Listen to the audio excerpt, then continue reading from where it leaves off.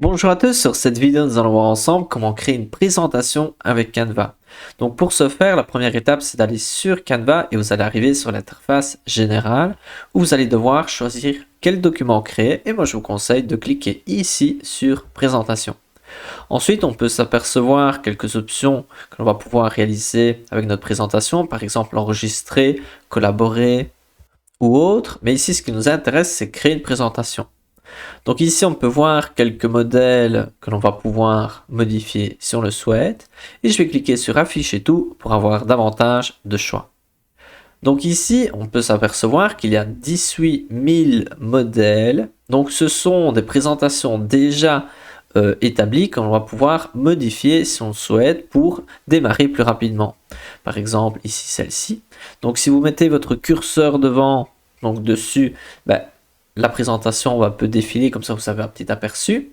Vous pouvez également démarrer d'une page complètement blanche et vous pouvez définir différents critères pour filtrer les présentations pertinentes avec votre projet. Imaginons que vous avez besoin d'une couleur dominante qui est le bleu ciel et on va voir des propositions pertinentes avec nos filtres. Donc il y a le filtre de la couleur, vous pouvez choisir aussi par exemple le style plutôt amusant, professionnel, voilà, il y a plein d'autres options, mais je vous laisse regarder.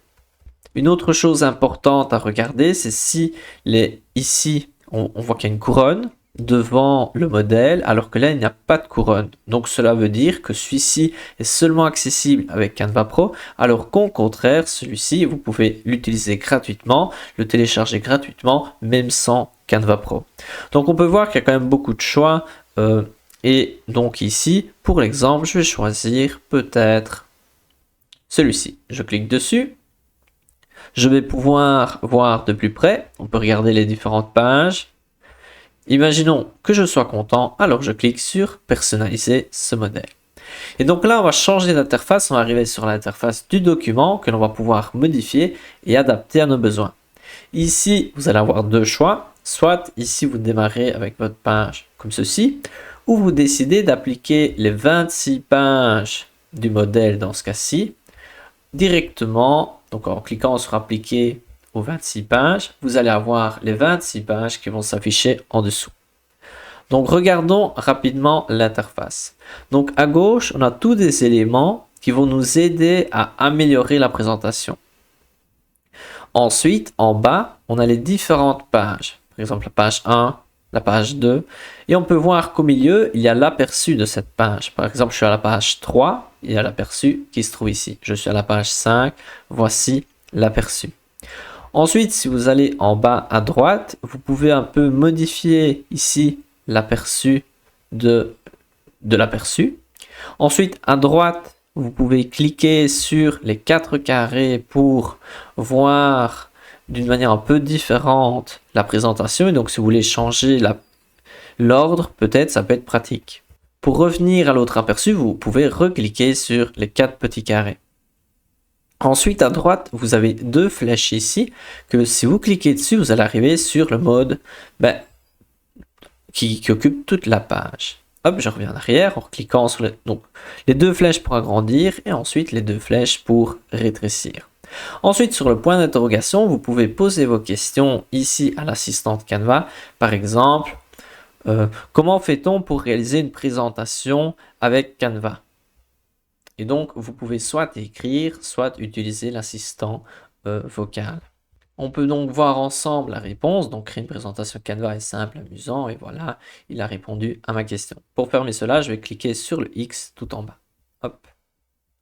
Voilà, le X, je clique. Ensuite, en haut, vous avez une zone pour pouvoir partager et ensuite télécharger lorsque vous allez terminer votre travail. Par exemple, imaginons je télécharge et je peux choisir différents formats. Par exemple, celui-ci PPTX adapté à PowerPoint, celui-ci PDF, JPEG. Voilà, il y a différents formats que vous allez pouvoir choisir.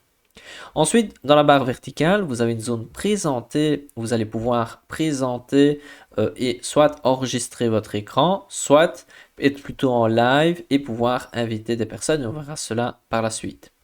Et dernière chose à voir, vous avez tout en haut une zone fichier où vous avez quelques éléments qui peuvent vous aider. Par exemple, si je clique sur copier, je vais copier mon fichier, donc je vais avoir deux versions de ma présentation.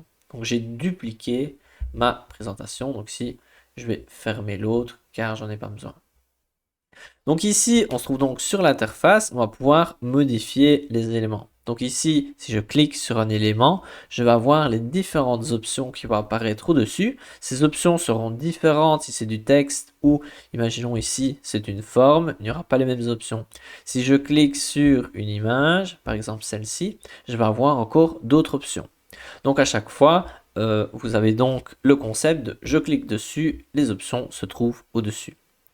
Donc ici, je peux, en cliquant dessus, je peux aussi déplacer les éléments. Et si je le déplace en dehors du cadre, celui-ci va disparaître complètement. Ensuite, si, imaginons, je fais une erreur, je peux cliquer sur la flèche pour revenir en arrière, et voilà, c'est comme avant.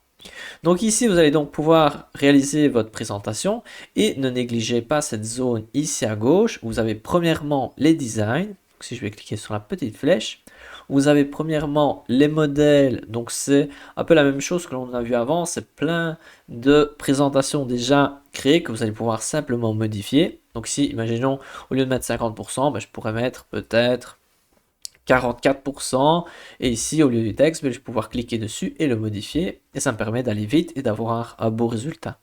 Ensuite, on voit qu'ici c'est modèle, vous pouvez écrire sur la barre de recherche des termes pour avoir des présentations adaptées à vos besoins, mais vous pouvez aussi cliquer sur mise en page.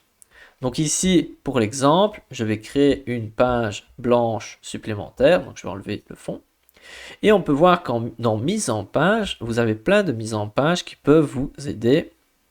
Imaginons par exemple celle-ci. Hop, je clique sur la mise en page et j'ai ce type de présentation. Donc voilà, la zone mise en page est quand même intéressante, donc ne la négligez pas. Et enfin, il y a la zone style, où vous pouvez donner un style particulier, donc tant des polices d'écriture que des couleurs, à votre présentation. Imaginons, je clique là-dessus et je vais appliquer à toutes les pages le style, donc la police d'écriture grotesque avec une couleur plutôt bleutée. Faites attention qu'avec ce genre de choses, parfois ça peut être pire qu'avant. Donc ensuite, passons à la zone éléments, donc vous avez tous des éléments. Donc qu'est-ce que comprend le terme élément? Ce sont premièrement des formes. Ensuite, vous avez des illustrations. Vous avez un générateur d'images par IA, donc l'intelligence artificielle. Vous avez des tableaux, vous avez des photos, vous avez des vidéos, des audios, des graphiques, des stickers, des cadres. Donc les cadres, comme ici, servent pour introduire une image à l'intérieur. Imaginons ici, je prends le personnage, hop, je le mets à l'intérieur. Donc c'est quelque chose de très pratique et fonctionnel. Et si je veux déplacer un peu le personnage, je peux cliquer deux fois dessus et je vais pouvoir, hop, peut-être le placer comme je souhaite. Imaginons que je veux un peu l'agrandir, hop, comme ceci. Et je clique à côté et voilà. Donc on peut voir qu'on peut avoir des très bons résultats relativement facilement. Ensuite, vous avez une zone texte où le texte est finalement un des éléments. Vous avez la zone importer, vous allez pouvoir importer vos propres images pour les ajouter à votre présentation. Et vous avez une zone application, vous avez plein d'outils qui peuvent vous aider, notamment il y a Pexels, où vous allez pouvoir trouver des images libres de droit. Donc ici, je vais pouvoir peut-être prendre cette image-ci, hop.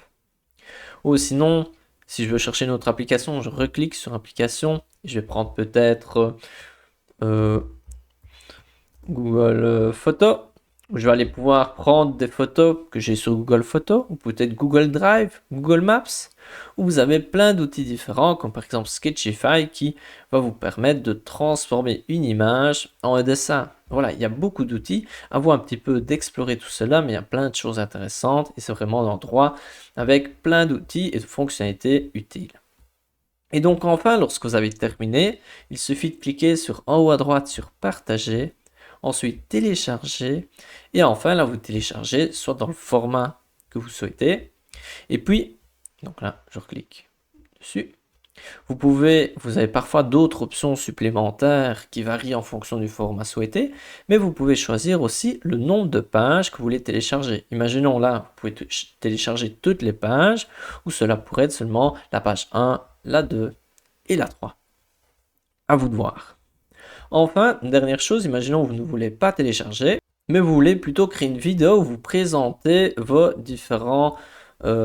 présentation. Donc là, vous pouvez créer votre présentation. Et ensuite, vous pouvez cliquer en haut à droite sur Présenter. Et là, vous allez pouvoir choisir Présenter et Enregistrer. Je clique sur Suivant. Je vais accéder au studio d'enregistrement. Et donc là, je vais pouvoir présenter ma vidéo. Et là, on peut voir ma tête. Ici, je vais enlever la caméra parce que je n'ai pas envie de me voir. Ensuite, je peux choisir le micro et je peux cliquer sur commencer l'enregistrement. Et donc maintenant, je vais pouvoir m'enregistrer. Ici, la vidéo enregistrée va avoir seulement ici ceci comme vidéo. Et je vais pouvoir passer d'une diapositive à l'autre. J'enregistre, j'enregistre, j'enregistre, j'enregistre. Et à la fin, lorsque j'ai terminé, je vais pouvoir cliquer sur arrêter l'enregistrement. Et donc cet outil, donc Canva, va vous permettre de créer une vidéo avec votre présentation où vous parlez. Donc vous pouvez avoir votre tête comme on a vu précédemment et vous pouvez soit le télécharger, soit copier le lien et le partager. Si je le supprime car j'en ai pas besoin, supprimer l'enregistrement.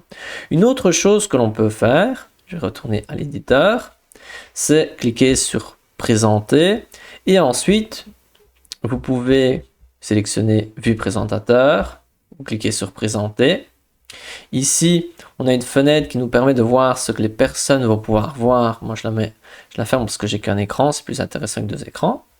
Je clique sur Présenter, je fais une petite erreur. Présenter.